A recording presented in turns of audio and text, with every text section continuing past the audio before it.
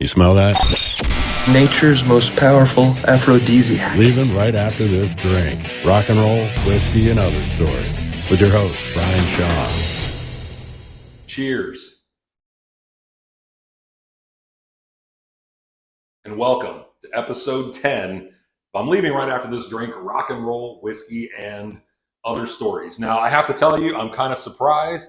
Might be as surprised as you that I made it 10 episodes because quite honestly, I wasn't sure that I would even have enough energy, even every couple of weeks, to put out a new episode because there really is more to it than what you would think that's putting a podcast together. So without getting into all those boring details, I just kind of want to talk about over the last couple of weeks, some things that have happened, that'll kind of lead into a few other things. And there's really not one specific story tonight, but there's probably a couple kind of all intertwined here as last week I celebrated my birthday. It was the big 5-0. And I'll be quite honest with you, and I know we all say this, or we have friends that go, dude, I never would have believed I would have made it this far, blah, blah, blah. Well, that is definitely fucking true. It's definitely true in my case for me, because as I was off last week, as well as celebrating my 50th birthday, I came across some old photos that took me back to my early 20s when I was in Roanoke, Virginia, working for the radio station 96.3 WROV. Now, this was my first full-time gig in radio, and I absolutely loved working here and my experience there. But the city itself, really wasn't my cup of tea. Now, again, as much fun as I had there, living there was kind of a whole different story. It's kind of a laid-back, fucking low-key kind of place, or at least it was. And I had just came from Memphis, where me and my friends from high school were hanging out. We were going to Beale Street a lot. We were doing a lot of partying and drinking and all that kind of stuff. So it was always something going on there. I worked for a kick-ass radio station in Memphis, Tennessee at the time. And I'll probably talk about that station at some point in this podcast. But working at 96.3 WROV, the Rock of Virginia, was pretty fucking cool. And I'll tell you why. Obviously, because I got to meet a lot of great friends that I still talk to this day. I got to meet some really cool fucking bands. I got to meet some really cool people. And this was one of those times where the lightning just hit just right. And it was the right people at the right time, which created this 2.5-3 years of pure awesomeness at this radio station, just based on the people that were working there and the people that we hung out with. And it was just fucking insane. And, for me personally, it was about the fact that it was my first full-time job in radio. I was doing a new music show from midnight to 1 where I could interview bands. I could play whatever I wanted. It was super fun. And it was also a time where I got to host bikini contest from Hooters. Not only did I get paid, I also got an open bar tab, which was always great because that meant I was going to go on the air completely shithoused. I don't recommend that because, quite honestly, as much fun as it sounds, by the time you're about 2 or 3 hours into your shift, it's not so fun anymore. You really just want to go to bed. But I was always told if I do that, I should bring beer with me. And I think only a couple of times did I ever just bring beer with me to kind of help me get through the night.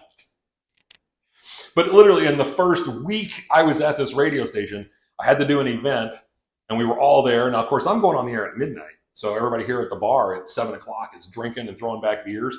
And so I was kind of forced to do some drinking that night, right? Because my boss at the time was like, no, dude, have a drink. I'm like, fuck.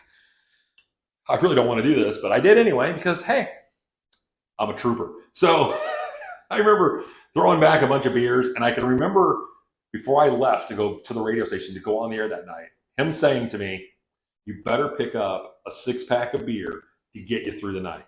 And I thought, is this motherfucker trying to get me fired already? Like, what the fuck is going on? And I thought, I don't need to get a 6-pack of beer before I go on the air.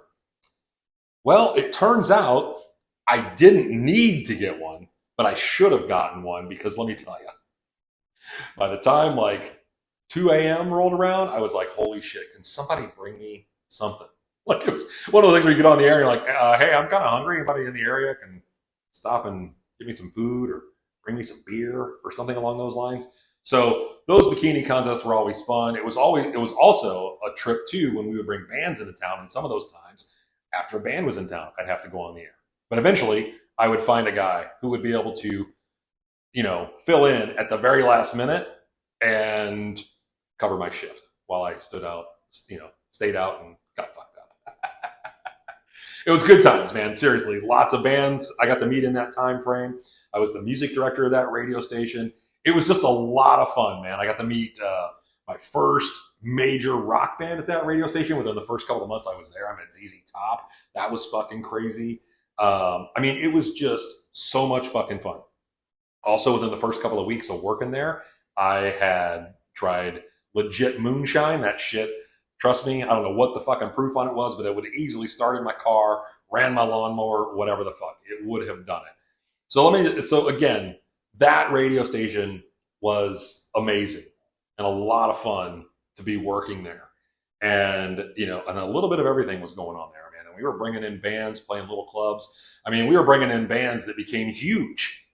And, I can remember like us bringing in, the band Matchbox 20, and we paid them next to nothing. And in a few months, they were like the #1 band around the country. Creed was another band that was like that. We were the last radio station in the United States to be playing Creed. I do have a great story about Creed. We'll get into that definitely in a different episode. But working here, man, was just so much fucking fun. And even being on the overnights, even though that was quite scary, it was still a lot of fun. And I'll tell you why it was scary, because what you have to know about the radio station at this time was the radio station was a double-wide trailer in the hood with a Quonset hut on the back side of this radio station, which happened to be where my office was at the time. So crazy fucking place. And I forgot to mention, no locks on the doors. Completely insane and scary as fuck to be in there at 3 o'clock in the morning. So definitely had my moments of, did I just hear something? Is somebody in here? I definitely had those nights of paranoia, but I also had those nights where it legitimately happened. Like, what? Yeah, totally fucking happened. And again, in the hood, like 3 in the morning, it is not fun. Period. I don't care what you're doing, what you're there for. There was a house across the street where these guys lived, and they were always partying and doing crazy shit. But they never once ever fucked with the radio station. Never did anything to cause alarm or make sure that the police were called. None of that shit. It was crazy. These guys were cool, from what I understand. I never met them, but they didn't fuck with me, and I didn't fuck with them, and everything was great. So I can remember one night I'm in the studio and I'm hanging out, and I'm like, man, I'm hearing something. But I didn't really think anything about it, because you always heard, the creaks and the cracks and whatever of a double-wide trailer. Now, I don't know if many of you have been in a double-wide trailer. I can honestly say I think the only time that I ever spent that much time in a double-wide trailer happened to be working at 96.3 WROV. Now, the pictures that I will probably put on the YouTube video, these photos of the double-wide trailer are definitely years after I was working there. But you'll get the idea of the double-wide trailer. We were, in our legal IDs, we would talk about broadcasting from the rock and roll double-wide. We were talking about broadcasting from the moonshine capital, like all kinds of crazy shit. The people on the air, whether I liked them or I didn't like them, is a totally different story. But the group of people that were working here at that time made it an unbelievable experience. And again, not to mention the friends that I got to meet and the whole deal. But kind of getting back to the story, and I'm like, man, do I hear something in here tonight? And I didn't really think anything of it. Now, when I was doing my new music show from midnight to 1, I was always just turning up the monitors and just blasting the music. And pretty much what I did that all the time.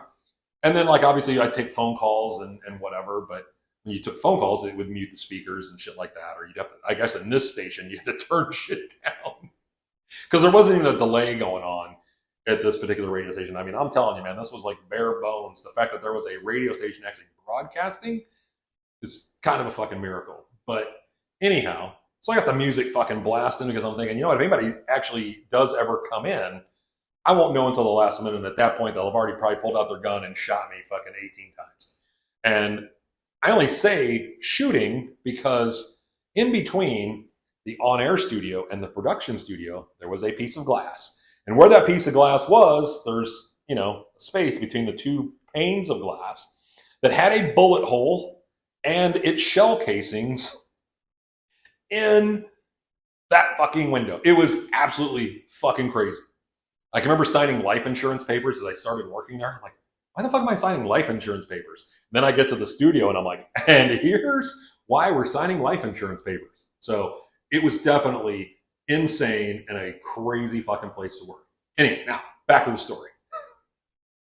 I'm jamming out, man. I got some shit going on, and I'm just like, fucking A, man, whatever. Don't even care. Just having fun. Young and stupid. And out of the corner of my eye, I see somebody in the doorway of the studio. And I'm like, what? And I turn my head, and I look just off to my left where the doorway was, and there's two women standing in the doorway. Now, I will be honest with you. These two women were not attractive. They were everything that any person in their right mind would tell to get the fuck out. Please, please don't come around me. You stink. Like, it was bad. Like, you could definitely tell they hadn't bathed in a while. It was just not good. Did I mention they were unattractive? Yes. So I'm standing there and I'm like, you know, I'm shocked and startled at this point. I'm like, can I help you? And they're like, oh, we just wanted to stop by the radio station. We were just in the neighborhood. And I'm thinking to myself, you were just in the neighborhood. The neighborhood that happens to be the hood? Interesting. I said, well, you really can't be here right now. Like, you have to go. And they're like, what? Like, we just want to come and hang out. I'm like, no, you have to go. And they're like, you're kind of rude. And I go, well, you're not supposed to be here. Now, I will say that if they would have been better looking, or maybe they didn't stink to fucking high heaven, I might have actually like said, hey, cool. Said to, you know, had a little conversation and then told them to get the fuck out. But it didn't go down that way. So they're standing there. We're kind of talking back and forth. They're telling me that I'm rude and I'm telling them they can't be in the fucking studio. And they finally were just like, well, we just wanted to come in and say hi. And, you know, we think you're kind of a dick. And I was like, well, listen, this is how it's going to work. And I know this isn't the first time you've ever heard somebody say this to you, but please get the fuck out of my trailer. And these two girls looked at me like, what the fuck, dude? And I was like, seriously, get the fuck out of my trailer. And they're like, you're a dick. And I go, again, get the fuck out. Third time was a charm.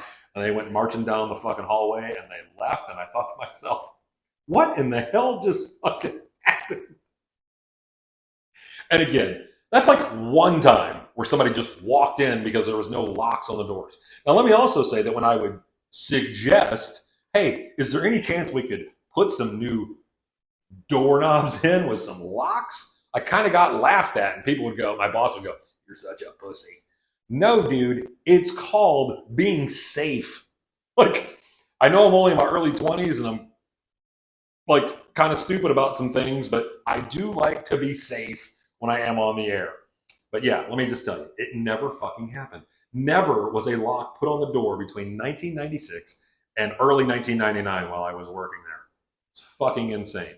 Oh, by the way, I should also throw out a quick shout out to Steve, the news guy, who never made it on time to his newscast in the morning where we ran that horrible fucking radio program, the John Boy and Billy Big Show. Fuck that radio program. Even though those guys make a fuckload more money than I ever did, I don't give a fuck. That radio show. Fuck that radio show. Anyhow, I'll get into more about WROV and working at that radio station and living in Roanoke, Virginia as these episodes progress. There's a lot more to talk about as we move forward in the podcast. Again, I'm very excited about doing some more episodes and doing them more on a consistent and regular basis. We've hit episode 10. I'm excited about that. Hopefully within just a couple of weeks, we'll have episode 11 and 12 and so on coming out. And again, man, I appreciate everybody's feedback. I love the fact when people send me a message or comment on the video and let me know what they think. And it's great. And I appreciate you tuning in. I appreciate you subscribing, all that cool shit. Share the video with your friends and get them to, download the audio. They don't even have to watch the fucking YouTube video or watch it on my website. You guys can, download the audio and subscribe through iTunes or Spotify or whatever. So a lot more cool stories to come. I can promise you that, from the bands that I met, from, just anything that has happened over the last fucking 30 years of my life. There's a lot more coming and a lot better fucking stories. I can promise you that. This one tonight was just another one in the memory that is Brian Shaw. I never know how to end these motherfuckers. That's the other problem. Maybe by episode 11, I'll fucking try and figure out how to end, this stupid podcast. Calling my own work stupid. That's not really good. Anyhow, thank you guys for tuning in. Have a great evening. Again, like, subscribe, share with your friends, all that fun shit, and we'll see you next time. Cheers.